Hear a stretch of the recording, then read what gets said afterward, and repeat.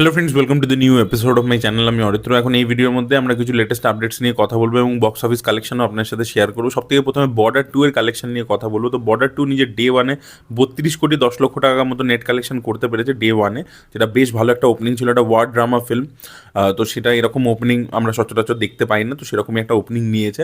তবে ট্রেড অনুমান করছিল আরও হায়ার সাইডে, সেটা হয়নি আর কি ডে ওয়ানটা।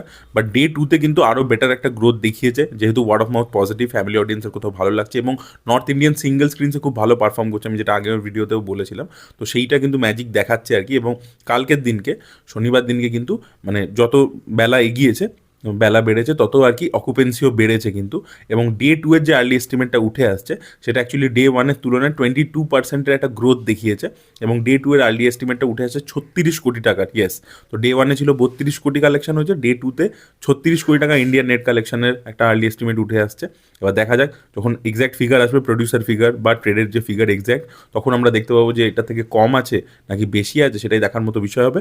এবং এখনও রবিবার রয়েছে এবং সোমবার রয়েছে, রিপাবলিক ডে, যেদিনকে পুরো ছুটি, এবং সেই দিনটাও কিন্তু এই ছবিটা বড় কালেকশন করবে। ফার্স্ট উইকেন্ড যেটা আছে, সেটাতে ট্রেড অনুমান করেছিল যে 150 কোটির মতো কালেকশন করবে, বা দেখা যাক 150 কোটির কাছাকাছি কতটা যেতে পারে। এবং গাদার 2 এর ক্ষেত্রে যেটা হয়েছিল, যে ছবিটা উইকডেজের মধ্যে মারাত্মক পারফরমেন্স দেখাচ্ছিল।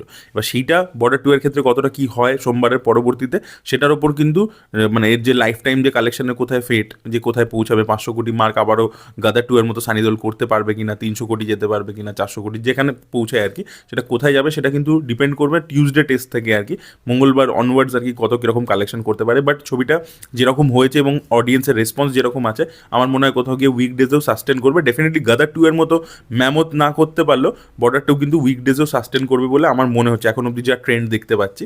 এবার দেখা যাক কীরকম কী হয়।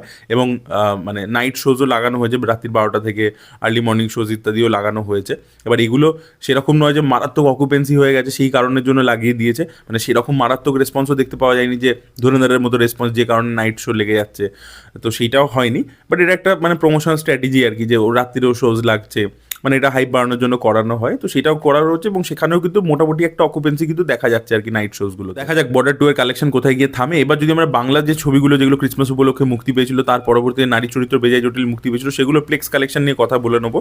তো প্রজাপতি 2 ফোর্থ উইকে 13 লক্ষ টাকা কালেকশন করতে পেরেছে। প্রজাপতি 2 কিন্তু এখনও খুব ভালো চলছে এবং টোটাল কালেকশন কোথাও গিয়ে দাঁড়িয়েছে 2.11 CR। এটা প্লেক্স কালেকশন, এখানে কিন্তু সিঙ্গেল স্ক্রিন বা লোকাল মাল্টিপ্লেক্স সেগুলো ইনক্লুডেড নেই। আচ্ছা, লহ গৌরাঙ্গের নামরে এই ছবিটা নিজের ফোর্থ উইকে কালেকশন করেছে 2 lakhs অ্যাপ্রক্সিমেটলি, এবং টোটাল কালেকশনটা গিয়ে দাঁড়িয়েছে 35 লক্ষ টাকাতে। আর অন্যদিকে মিতিন, এটা নিজের ফোর্থ উইকে কালেকশন করেছে 77,000। তো এবার বোঝাই যাচ্ছে মিতিনের পুরোপুরি আর এই রান শেষ হয়ে গেছে, এবং টোটাল কালেকশনটা মিতিনের ক্ষেত্রে গিয়ে দাঁড়িয়েছে 40 লক্ষ টাকাতে। আর নারী চরিত্র বেজায় জটিল, যেটা অঙ্কুশের ছবি ছিল, যে ছবিটা তো ভালো হয়েছে, বাট আনফর্চুনেটলি এই ছবিটা নিজের সেকেন্ড উইকে প্লেক্স থেকে কালেকশন করতে পেরেছে মাত্র 1 লক্ষ টাকা। ফার্স্ট উইকে ছিল 5 লক্ষ টাকা, টোটাল কালেকশনটা কোথাও গিয়ে দাঁড়িয়েছে 6 লক্ষ টাকাতে, যেটা একেবারেই ভালো কালেকশন নয়। এবং এই ছবিটা আলটিমেটলি যে পারফর্ম করেনি সেটা আমরা বুঝতেই পেরেছিলাম, প্রথম দিন থেকেই সেটা বোঝা যাচ্ছিল। তো নারী চরিত্র বেজায় জটিল চললো না। আমরা কিছু লেটেস্ট আপডেটস নিয়ে কথা বলবো। প্রথম আপডেট হচ্ছে রামচরণের আপকামিং ছবি পেদ্দিকে কেন্দ্র করে, যে ছবিটা ডিরেক্ট করছেন বুচ্চি বাবু সানা, এবং মাইত্রী মেকার্স রয়েছে, তার সাথে সুকুমারের যে প্রোডাকশন তারা রয়েছে। সুকুমারের অ্যাসিস্ট্যান্টই ছিল বুচ্চি বাবু সানা। তো যাই হোক, এই ছবিটা ঈদে আসার কথা ছিল, বাট এখন শোনা যাচ্ছে যে গভর্নমেন্ট থেকে, তেলেগু স্টেটসের গভর্নমেন্ট থেকে যে প্রাইস হাইক দেওয়া হয় না টিকিটের ওপর, সেইটা যেহেতু এটা একটা বিগ বাজেট ছবি, তো সেই প্রাইস হাইকটা দেওয়া হচ্ছে না, টিকিট প্রাইস হাইক। তো সেই কারণে এই ছবিটা কিন্তু পোস্টপন্ড হতে চলেছে, এবং শোনা যাচ্ছে মোস্ট প্রবাবলি পেদ্দি কিন্তু মার্চ থেকে সরে গিয়ে এখন চলে যাবে হচ্ছে মে 1 ডেটে। ঠিক আছে, এটাই আর কি তারা টার্গেট করছে। আর অন্যদিকে নানির প্যারাডাইস ছবিটা, সেটাও কিন্তু ঈদ থেকে পোস্টপন্ড হয়ে যাচ্ছে, কারণ একদিকে টক্সিক রয়েছে, একদিকে ধুরন্ধর রয়েছে, আর পেদ্দিরও আসার কথা ছিল। তো সেই সব কারণের জন্য এখন নানির ছবিটা চলে গেছে 25শে জুন।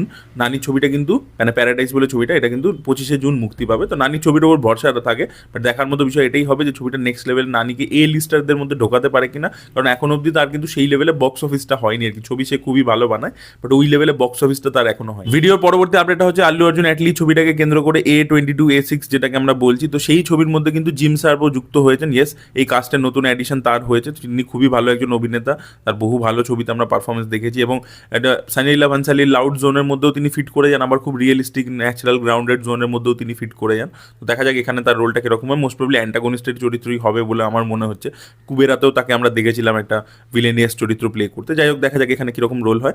আর ব্যাপার হচ্ছে কাল থেকে কিন্তু অলরেডি মুম্বাইতে পরবর্তী শিডিউলের কাজ শুরু হয়ে গেছে A22, অলরেডি এটা শুটিং চলছে। এই বছরই আর কি মেকার্স টার্গেট করছে 2026-এর এন্ডের মধ্যে, ডিসেম্বর ফার্স্ট উইকের মধ্যে যাতে ছবিটা তারা রিলিজ করতে পারে। তাই জন্য আর কি ফুল ফ্লেজেড তারা কাজ করছে, বা দেখা যাক এই ছবির গ্লিমস ইত্যাদি কবে আসে আর। আচ্ছা, আপনারা শ্যাম সিংহ রয় ছবিটা নানি নিশ্চয়ই দেখেছেন। তো তার যে পরিচালক রাহুল, তিনি কিন্তু একটা ছবি বিজয় দেবরকোন্ডাকে নিয়ে বানাচ্ছেন, VD14 ছবিটা। টাইটেল অ্যানাউন্সমেন্ট 26 তারিখে, মানে রিপাবলিক ডে উপলক্ষে কিন্তু আসতে চলেছে। এটা একটা বিগ বাজেট ছবি হচ্ছে, পিরিয়ড পিস হবে আর কি।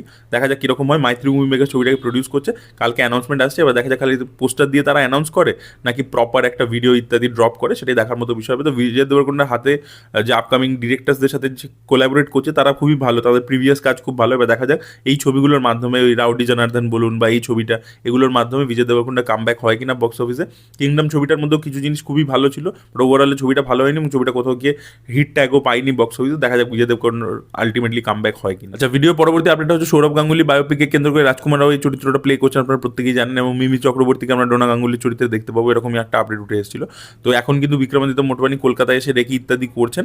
তো মার্চ থেকে আর কি শুটিং শুরু হবে, এবং লন্ডন, কলকাতা এবং মুম্বাই এই 3 জায়গাতেই কিন্তু এই ছবির মূলত শুটিং হবে। তো দেখা যাক ছবিটা কীরকম হয়, এবং যেটা একটা ক্রিকেট মানে স্পোর্টস বায়োপিকের যে টেমপ্লেট হয় সেটাকে কীভাবে বিক্রমাদিত্য মোটবানি ব্রেক করে, সেটাই দেখার মতো বিষয় হবে। আচ্ছা, সুরিয়া কিন্তু শোনা যাচ্ছে কোলাবোরেট করতে পারেন মারি সেলভারাজের সাথে। ইয়েস, মারি সেলভারাজ ধানুষের সাথে একটা ছবি বানাচ্ছেন, যেটা পিরিয়ড পিস হবে। কার্তির সাথে তার একটা ছবির কথাবার্তা রয়েছে, আর এর সাথে এখন শোনা যাচ্ছে সুরিয়ার সাথেও নাকি তিনি কোলাবোরেট করতে পারেন। তো সুরিয়ার লাইন আপ কিন্তু খুবই ভালো। এবার দেখা যাক কোন ছবিটার মাধ্যমে সুরিয়ার কামব্যাক হয়, জিতু মাধবানের ছবিটা নাকি ভেঙ্কি আটলুরির ছবিটা, নাকি তার আগে কারপ্পু রয়েছে। কারপ্পু তো পুরোপুরি রেডি হয়ে গেছে, দেখা যাক কার সাথে আর কি সে বড়সড় হিট দিয়ে কামব্যাক করতে পারে বক্স অফিস। ভিডিওর লাস্ট আপডেটটা হচ্ছে নিখিল সিদ্ধার্থের আপকামিং ছবি স্বয়ম্ভুকে কেন্দ্র করে, যেটার যে অ্যানাউন্সমেন্ট গ্লিমস তারা ড্রপ করেছিল, যে তারা যেভাবে তৈরি করছে, যারা টেকনিশিয়ানস ছিল, সেগুলো খুবই ভালো ছিল আর কি। তো নিখিল সিদ্ধার্থ আর কি চেষ্টা করে যায় নিজের তরফ থেকে ভালো ভালো কন্টেন্টের ছবি করবার। তো স্বয়ম্ভু বলে ছবিটা কিন্তু নতুন রিলিজ ডেট হচ্ছে 10th এপ্রিল। আমরা সংযুক্তা মেননকে এখানে নিখিল সিদ্ধার্থের অপোজিটে দেখতে পাবো আর কি। ওই পিরিয়ড বেসড গল্পই হতে চলেছে, এবং রাজামৌলির যে সিনেমাটোগ্রাফার সেন্থিল কুমার, তিনি এই ছবির মধ্যে কাজ করেছেন। তো দেখা যাক ছবিটা কীরকম হয়। টেকনিশিয়ানস ইত্যাদি যে অ্যানাউন্সমেন্ট ভিডিওটা তারা ড্রপ করেছিল, সেটা বেশ ভালো ছিল। তো দেখা যাক 10th এপ্রিল এসে এই ছবিটা ভালো হয় কিনা এবং বক্স অফিসে হিট হয় কিনা, সেটাই দেখার মতো বিষয় হবে। So this was the update guys. আপনাদের কি বক্তব্য অবশ্যই কমেন্টে লিখে জানাবেন। এই ভিডিওটা ভালো লেগে থাকলে লাইক করুন, শেয়ার করুন, চ্যানেলকে সাবস্ক্রাইব করতে ভুলবেন না। Thank you.